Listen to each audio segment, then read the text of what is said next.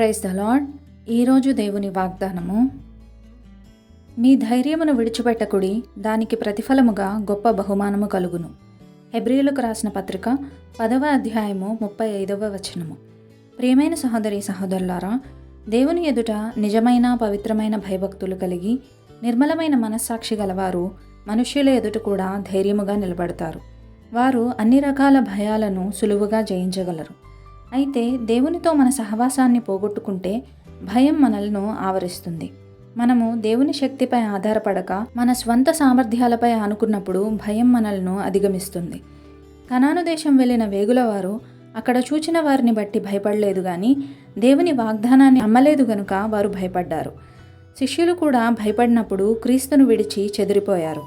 అలా పిరికివారుగా మారిన శిష్యులు మరలా దేవుని వద్దకు వచ్చినప్పుడు పరిశుద్ధాత్మ చేత నింపబడి దేవుని వాక్యాన్ని ధైర్యంగా బోధించారు.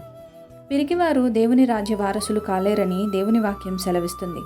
కావున ప్రియులారా, దేవుడు తన్ను ఆశ్రయించు వారిని ఎన్నడూ విడిచిపెట్టరు గనుక నిబ్బరము కలిగి ధైర్యముగా ప్రతి పరిస్థితిని ఎదుర్కొని విశ్వాసంతో ముందుకు సాగదము.